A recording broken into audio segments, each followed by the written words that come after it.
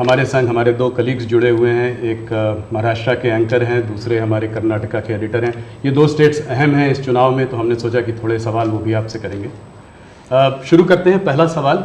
सबसे पहले तो आपको और आपके सभी दर्शकों को मेरा नमस्कार। और मुझे अच्छा लगा कि आपने अपने साथ कर्नाटका और महाराष्ट्र को भी जोड़ दिया है, तो एक प्रकार से आपने मेरी मदद की है, वरना तीनों को अलग अलग इंटरव्यू देता तो शायद मुझे और ज़्यादा टाइम देना पड़ता। बहुत धन्यवाद, स्वागत है आपका नेटवर्क 18 थैंक के यू इस। भैया। पहला सवाल मोदी जी, हम लोग पूरे देश का भ्रमण कर रहे हैं, इधर उधर जा रहे हैं। हम लोग साउथ में थे, बिहार गए और भी महाराष्ट्र में भी थे।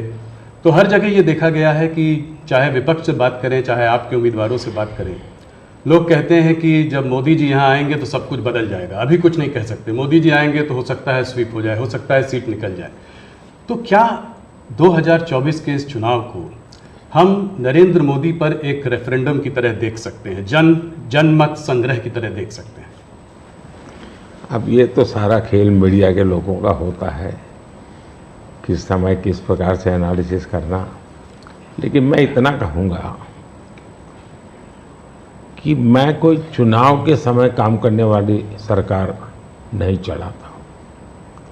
आप मेरा 10 साल का रिकॉर्ड देखेंगे तो एवरेज फ्राइडे सैटरडे संडे मैं हिंदुस्तान के किसी न किसी कोने में गया हूँ, जनता के बीच में रहा हूँ, और इसलिए मेरा जाना निरंतर चलता रहता है।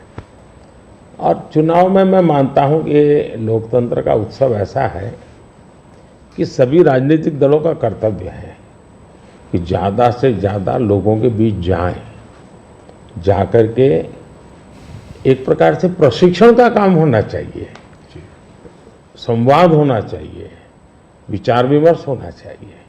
तो मैं एक राजनीतिक क्षेत्र के कार्यकर्ता के नाते चुनाव या न हो, मैं इसे अपना कर्तव्य मानता हूँ और इसलिए मैं जाता हूँ। जहाँ तक ये 2 फेज का सवाल है, मैंने ऐसा जन समर्थन बहुत कम चुनावों में देखा है जो मैं इस बार देख रहा हूँ। एक प्रकार से चुनाव जनता जनार्दन लड़ रही है, सुशासन के लिए लड़ रही है, अपने सपनों को साकार करने के लिए लड़ रही है। ऐसा मुझे लगता है, शायद मैं तो शायद एक निमित्त हूँ। इस बार मेरा जरा ज़्यादा उत्साह है लोगों के बीच जाने का, और पहले के तुलना में शायद मैं ज़्यादा बार जाना भी चाहता हूँ, इसलिए कि जो जनता जनार्दन इतने उमंग और उत्साह के साथ इतनी बड़ी जिम्मेदारी उठा ली हो, तो उस जनता जनार्दन को जाकर के उनको प्रणाम करना, नमन करना, उनका आशीर्वाद लेना, ये मुझे अपना कर्तव्य लगता है। और मैं देखता था जो फर्स्ट राउंड हुआ, तो मैंने किसी दोस्तों को कहा था कि पहले राउंड में ये हमारे खिलाफ जो लोग मोर्चा लगा करके बैठने की कोशिश कर रहे हैं, पहले राउंड में वो पस्त हो गए जी। और कल मैंने देखा दूसरे राउंड में ये ध्वस्त हो चुके हैं। यानी पहले लोगों ने पस्त कर दिया, अब ध्वस्त कर दिया। मोदी जी, जब कैंपेन की आपने शुरुआत की थी तो बड़े हाई नोट पे ये कैंपेन की शुरुआत हुई थी। आपने कहा, आपने अपने सरकार के पूरे काम का परिचय दिया, आपने डेवलपमेंट एजेंडा को लेकर आगे बढ़े, इकोनॉमी पर आपने जो है बहुत प्रकाश डाला और इसके ऊपर बहुत काम हुआ भी है। अभी इधर उधर 1-2 चरण के बाद आते आते आपने जो है राजस्थान में एक रैली में एक कांग्रेस के मैनिफेस्टो पर एक डायरेक्ट अटैक किया। आपने ये तक कहा कि इनका एक स्कीम है जिससे कि ये वेल्थ डिस्ट्रीब्यूट करना चाहते हैं, ये पता लगाना चाहते हैं किसके पास कितनी जमा पूंजी है, किसके पास कितना पैसा है, किसके पास कितना सोना है, सिल्वर है, चांदी है, और उसको वो मुसलमानों में और घुसपैठियों में बांट देना चाहते हैं। क्या ये थ्रेट इतना रियल है? क्या आपको ऐसा दिखता है? मुझे लगता है कि शायद आपकी टीम ने मेरा पूरा कैंपेन को ट्रैक नहीं किया है। या शायद विकास की बहुत सी बातें ऐसी होती हैं जिसको शायद टीआरपी के हिसाब से बैठता नहीं होगा, लेकिन आपने देखा होगा कि मेरा पूरा इलेक्शन कैंपेन दो चीजों पर केंद्रित है। एक, हमने समाज कल्याण को लिए, लोक कल्याण के लिए क्या काम किए, और सबसे बड़ा फर्क है और सरकारों में ये सरकार में, वो ये है कि लास्ट माइल डिलीवरी ये हमारी विशेषता है। नीतियां तो कोई सरकारें बनाती है, कोई सरकार बुरा करने के लिए तो आती नहीं है, अच्छा करना चाहती है, लेकिन कुछ लोगों को अच्छा करना आता है, कुछ लोग अच्छा होने का इंतजार करते हैं। मैं ऐसा हूं कि मेहनत करके जो अच्छा हो करूं, मेरा हमेशा ऐसा रहा है। अब देखिए, मैं चुनाव में लगातार बोल रहा हूं कि हमने गरीबों के लिए 4 करोड़ घर बनाए।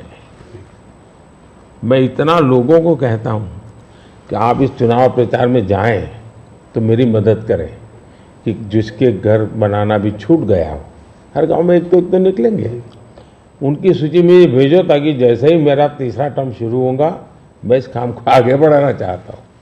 3 करोड़ घर और मैं बनाना चाहता हूँ।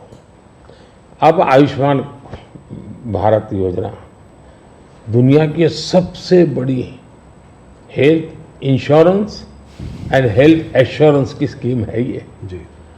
55 करोड़ लोगों को इलाज का भरोसा कि भाई अब आपको मोदी है, मोदी की सरकार है, 5 लाख रुपए तक का खर्च होगा, संभाल लेंगे।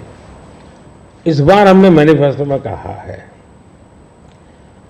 कि किसी भी वर्ग का, किसी भी समाज का, किसी भी बैकग्राउंड का व्यक्ति क्यों न हो, जिस भी परिवार में 70 से ऊपर की आयु के जो भी व्यक्ति होंगे, पुरुष स्त्री सब, उन सबको हम ये 5 लाख रुपए तक मुफ्त इलाज की सुविधा देंगे।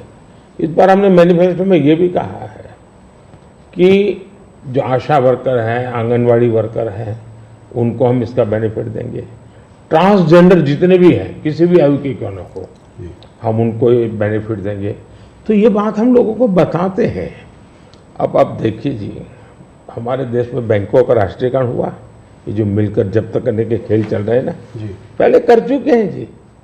सारी बैंकें प्राइवेट थी, लूट लिया रातों रात, गरीबों के नाम पे लूटा गया। लेकिन हमारे देश की बैंकें खस्ता हाल हो गई। आधे से अधिक आबादी ऐसी थी कि गरीबों के नाम बैंक तो लिया लेकिन बैंक खाता नहीं खुला। ये मोदी ने आकर के 52 करोड़ बैंक के खाते खोले, और उसका सबसे बड़ा मैंने फायदा उठाया। खाते खोल करके आंकड़ा नहीं किया मैंने, जनधन, आधार और मोबाइल, इस ट्रिनिटी को लेकर के direct benefit transfer 36 lakh crore रुपए, आंकड़ा बहुत बड़ा होता है जी। 36 लाख करोड़ रुपए डायरेक्ट बेनिफिट ट्रांसफर लोगों के खाते में गए। अगर मैंने बैंक खाते न खोले होते तो इनका बड़ा फाइनेंशियल इंक्लूजन इस दुनिया में, पूरी दुनिया में एक साल में जितने अकाउंट खुलते होंगे ना, उससे ज्यादा काम हमारे देश में हुआ है। जल जीवन मिशन हमारे देश में जी 3-4% घरों में भी घर में नल से जल आता था, वो भी ज्यादातर अर्बन लोकेलिटी में। आज 14 करोड़ ग्रामीण परिवारों को नल से जल पहुंचा है। अब ये सारे काम है, 25 करोड़ लोग गरीबी से बाहर ऐसे ही नहीं आए जी। हमने उनको इतना सशक्त बनाया, और मेरी स्ट्रेटेजी यही है कि हम गरीब को इतनी ताकत दें कि गरीब खुद गरीबी को परास्त करे। और जब गरीब अपने मेहनत से गरीबी को परास्त करता है ना, उसके बाद उसको गरीबी में वापस नहीं जाना, ये संकल्प बन जाता है और वो देश की शक्ति बन जाता है। आज हमें फायदा है, 25 करोड़ लोग गरीबी से बाहर आए, बहुत बड़ा अचीवमेंट है जी। दुनिया इसकी तारीफ कर रही है जी। 98 में अटल जी की सरकार आई, 98 से 2004 अटल जी के अपने कार्यकाल में ये 30% को 35% ले गए। अच्छा था, अच्छा प्रोग्रेस हुआ। लेकिन दुर्भाग्य देखिए जी, 2004 में ये सब खिचड़ी कंपनी आ गई और ये खिचड़ी कंपनी ने अटल जी की मेहनत जो थी उस पर पानी फेर दिया। 35% को 30 पर ले आ गए वो लोग। यानी इन सारी कंट्रीज ने भारत से ज्यादा और अच्छा परफॉर्म किया और हमने बुरा किया। यूपीए की सरकार में भारत डेवलपिंग वर्ल्ड की अपेक्षा और गरीब हो गया। हमसे गरीब थे वो भी हमसे आगे निकल गए। लेकिन 2014 में हम आए सरकार बनने के बाद 2019 तक में आपको खुशी होगी हम 30 पर से 37 पे पहुंचा दिया और 24 तक मैं जब पहुंचा हूं ये मामला 42% पहुंच गया है। यानी 30 छोड़ा था, हम 42 ले और ये हाईएस्ट है जी। यानी हमारी इनकम दुनिया के और देशों की अपेक्षा बहुत तेजी से बढ़ी है।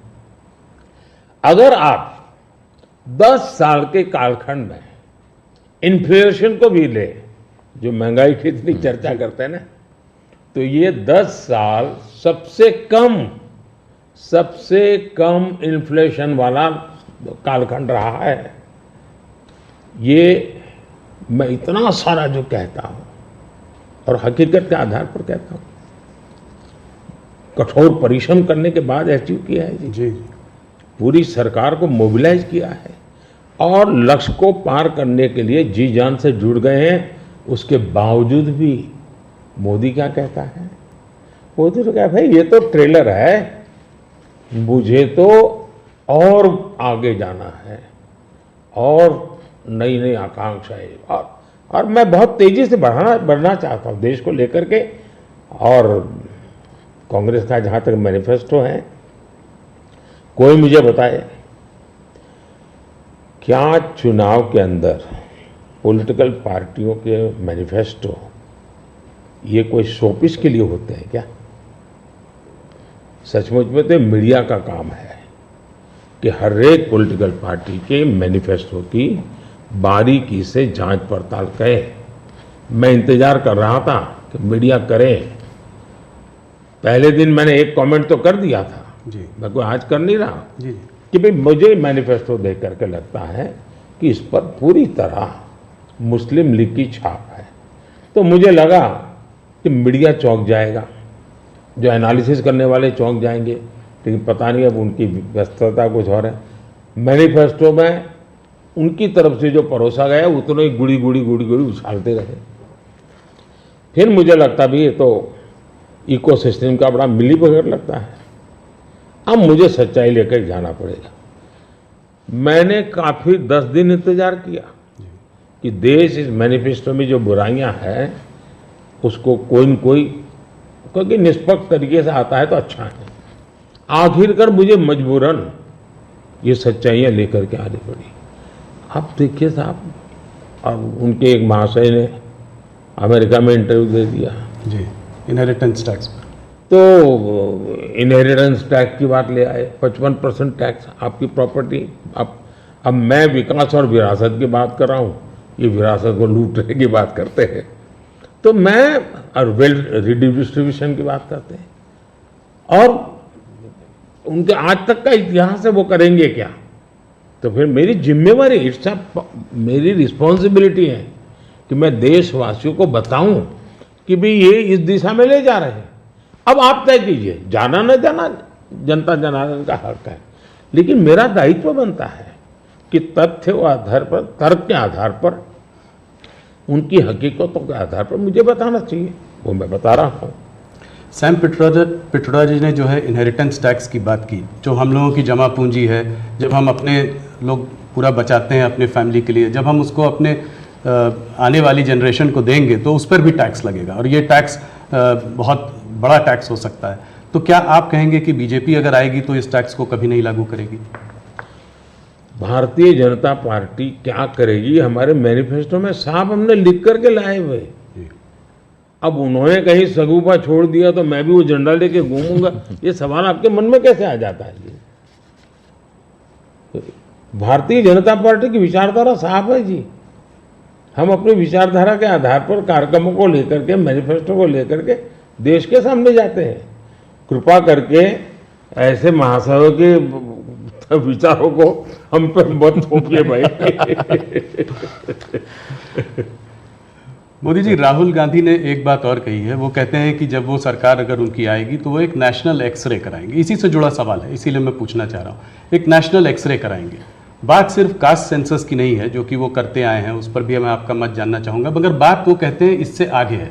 बात कास्ट की नहीं, बात जस्टिस की है। और वो कहते हैं कि हम जो है एक सोशियो इकोनॉमिक सर्वे लाएंगे, एक इंस्टीट्यूशनल सर्वे लाएंगे और उसमें देखेंगे कि किसके पास किस जाति और किस उस वर्ग के पास क्या है, कितना धन है, कितनी इंस्टीट्यूशंस में भागीदारी है, और उसके बेसिस पर हम इस पूरे सिस्टम को रीडिस्ट्रीब्यूट करेंगे। इसको आप कैसे देखते हैं? सबसे पहले तो इस देश में जो लोग अपने आप को राजनीति के एक्सपर्ट मानते हैं, जो लोग